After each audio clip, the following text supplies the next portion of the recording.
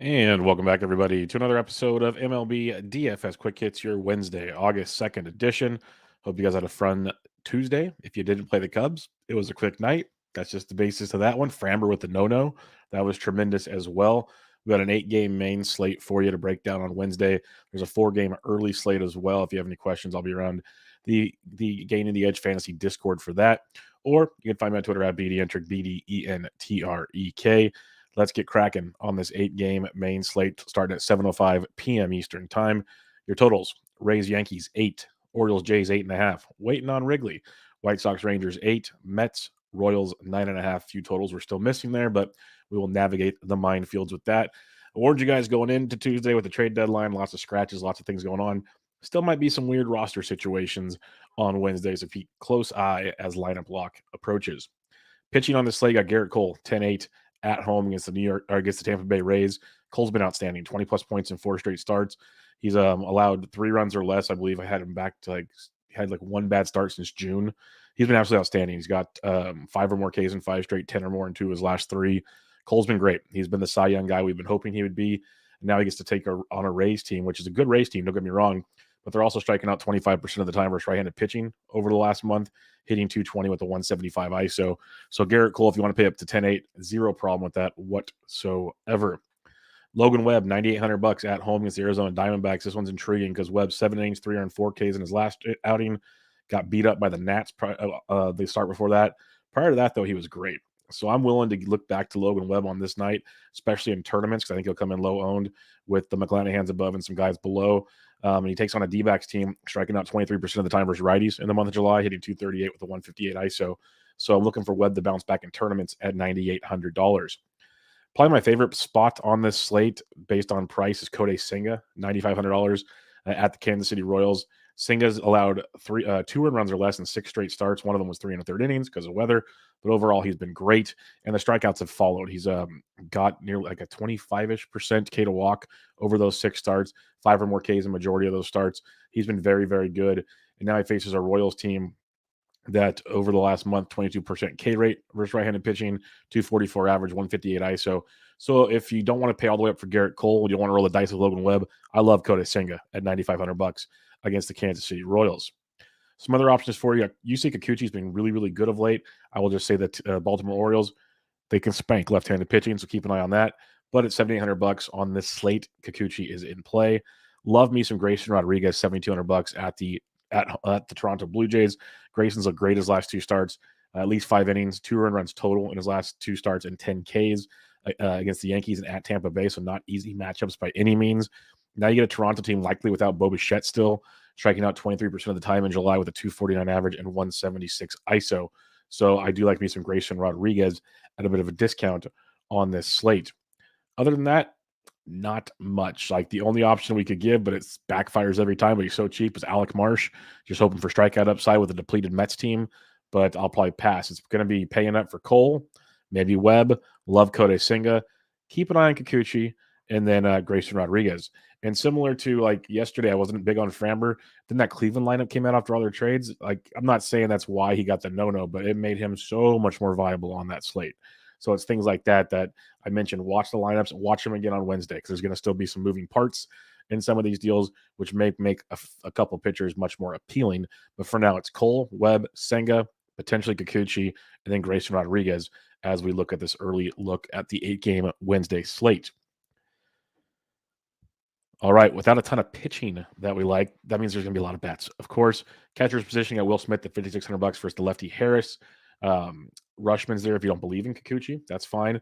But start me off with Francisco Alvarez at $3,900 versus Alec Marsh. We'll start off with him. If you're going to, that'd be the highest guy I'd pay for at the catcher's position is Francisco Alvarez. And then you go down to Patrick Bailey at $3,300 versus Ciccone, making the spot start for Arizona as they made some moving pieces to their rotation. Mitch Garver went deep on Tuesday. If you want to go against Dylan Cease and attack that, that's fine. Garver's $3,200. I'm cool with that. Jan Gomes versus the lefty Williamson at 31 is very, very appealing. The Cubs put up 20 runs on Tuesday. I doubt they do that again. Never know. But Jan Gomes versus the lefty is very, very enticing, especially a lefty like Brandon Williamson at $3,100. Below $3,000 now, You like as money ground dollar versus Dane Dunning at $2,900. I'll say this much: Dunning may be coming into play based on that White Sox lineup. He could be one of those that stands out. But for now, we'll attack Dunning. Grandal at $2,900 is someone to keep an eye on. Other than that, though, Miguel Amaya versus Brandon Williamson. Amaya went deep on Tuesday. I love Amaya's overall talent, especially play more. Gets the lefty Williamson at $2,400. So he's another guy I would take a look at. First base position, you got Freddie Freeman at 64. I don't care. It's lefty. It's totally fine.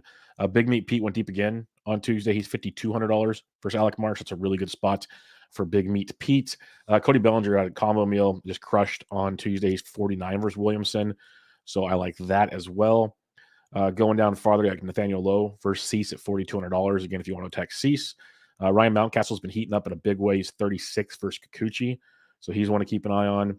Brandon Belt, I'm not saying attack Grayson Rodriguez, but if you like some one-offs, mention Belt a lot. He went deep on Tuesday. He's not hitting for a great average, but he's showing enough pop to be very GPP relevant for his price tag almost every night. Wilmer Flores, $3,200 for Ciccone. That's a nice value for the Giants' first baseman. Wilmer Flores. Going down below 3K now, it gets murky real quick. Like there's nothing that stands. Like Mark Vientos at 2K. Vientos had a nice night on Tuesday. He's first base, third base at $2,000. So Vientos is a good value at one of your corner infield positions. Second base, you got Mookie Betts at 62. Totally cool with that. Simeon at 58 is fine as well.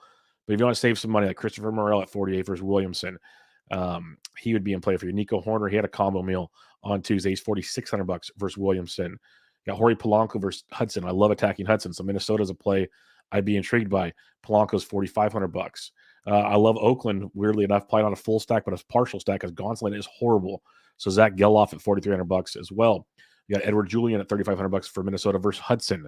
So you got some nice mid-price to savings potential at the second base position. Mike Massey, probably not. I don't want to attack Singa. So it pretty much stops there at Julian, but there's plenty of options for you if you need them on this slate. Third base position for you here, you got Ellie De La Cruz if you want. That's fine, but Max Muncy at 5K. Gunnar Henderson at 49. Those are both options for you. Josh Young at 47. You got Jorge Polanco yet again at 45. So you can play Julian at second, Polanco at third if you so choose. You got the Candyman Heimer Candelario at $4,200 versus Williamson. Look for him to get first base eligibility soon as he's playing first base for the Cubs. That's just a side note to keep in mind. Going down farther, though, you got the likes of maybe Chris Taylor at 32 versus Lefty Harris if you're feeling that matchup.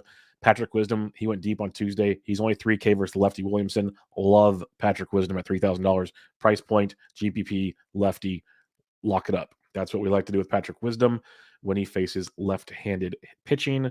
Nick Madrigal's down here at $2,300. He's also a really nice Cubs value. If for some reason you don't use Patrick Wisdom, Madrigal's totally cool at $2,300. And once again, you got Mark Vientos, first base, third base at 2K, which plays great. Shortstop, you got Elliot Cruz, like I mentioned. You got Matt McClain at 56. But I'm looking at guys like Francisco Lindor at $5,100. The Mets are very viable. They're pricier, though, so it makes you look at some other options. Dansby Swanson double donged on Tuesday. He's 44 versus Williamson. Mentioned it yesterday. Dansby's heating up. He's getting healthy. He had a big game on Tuesday. Tim Anderson at 39. If you're stacking Chicago, that's the only reason to use Tim Anderson. Ezekiel Duran at 36. If you're stacking Texas, again, pretty much the only reason to use Ezekiel Duran on this slate. Other than that, though, shortstop's been pretty top-heavy of late, and it stays that way on Wednesday. Outfield position for you here, you got Aaron Judge at 63. That's fine, but Betts at 62 I like a lot. Love Lou Bob at 6K. Rosarena hit a bomb on Tuesday. Not sure I want to attack Cole with him, but you're there. Adolis Garcia went deep. He's 55. So not a ton of real pay-up spots. Like Lou Bob would probably be my pay-up spot here, but I'll probably save money in the outfield. At least start with a guy like Bellinger at 49 if I need to, or go down even farther to the likes of maybe like a Lars Nootbaar at 42. He's stringing a really, really good back. It's Joe Ryan. The thing with Joe Ryan, I've talked about it on other shows, and I've written about it. He does okay with strikeouts, pitches deep into games, but he still gives up like 3 to 4 runs almost every game. So you're going to get some upside there. Maybe not full stack upside, but still some upside. So Nootbaar at 42. You got Eloy Jimenez at 4K on this slate.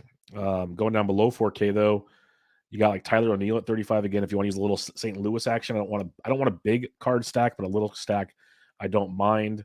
Tommy Pham, if he's in the lineup for the Mets, for the D-backs, don't know if I want to fade Webb, but you got that going for you. Ian Happ at 33 versus Williamson. Sure, not my favorite Cub, but he's there. Chris Taylor at 32. I mentioned him. Another cheap twin I like a lot is Max Kepler at $3,200 versus Hudson. That's a really good spot there for Kepler, who's really, really swinging it well right now. Going down below, well, if you want JJ Bleday at 3K in tournaments, that could be a tournament value, kind of like that Jack Sawinski vibe we like. With as bad as Gonsolin is, JJ Bleday could be a dude like that. Going below 3K now, like Travis Jankowski in your Texas stacks at 28 is okay. Hopefully Nelson Velasquez, he got traded to Kansas City. If he starts playing regularly, he's a guy we will talk about, not so much today, obviously, but just someone to mention as he got traded to the Royals. Farther down, though, not a ton standing out right now. Yeah, really not much. AJ Pollock was hitting 9th for the Giants. He's $2,500 for his Ciccone. I don't like Pollock, but it is a decent price tag and a good matchup. Probably one of your better values on the slate, though, in tournaments is Matt Wallner at $2,400 versus Hudson. Wallner is like a boomer bust, massive power source. So you love that for $2,400. Recapping your pitching as of now, it's Garrett Cole at 10.8, Logan Webb at 98, Singa at 95, who I like the most in the pay-up spots, Kikuchi at 78, and then Grayson Rodriguez at 72. Like if I'm making one lineup, it's probably Senga and Grayson is the way I'm looking at it on this slate. If you're stacking things up, that Minnesota St. Louis, there is a little bit of appeal there. I'll be really honest. I like those cheap Minnesota bats against Hudson. Big fan of that. But the Cardinals, like Joe Ryan, will give up some runs. So something to keep an eye on in that situation. The White Sox, I want to like versus Dunning. Want to keep an eye on that lineup. Really like the Cubs versus Williamson yet again. Don't mind Cincy versus Smiley, but like the Cubs. Love the Mets. Love the Mets versus Alec Marsh. That's one I would like to pocket for sure. Giants versus Ciccone can be nice. And then, the Dodgers versus Harris will be obvious, but Oakland bringback versus Gonsolin can be pretty nice. So if I'm making just one lineup, though, it's pretty much the Cubs, the Mets, with sprinkling in some Minnesota St. Louis action as of now. But we'll wait and see how things go, see how lineups come out. Is this going to keep changing with all these moves and whatnot? If you have any questions, I'm on Twitter at BDentric, and I'll be in the Game of the Edge Fantasy Discord cheat sheet out later on Wednesday. And I'll be back to you guys tomorrow to preview Thursday's action on the diamond. But for now, MLB DFS Quick Hits, your Wednesday, August 2nd edition in the books. I'm out.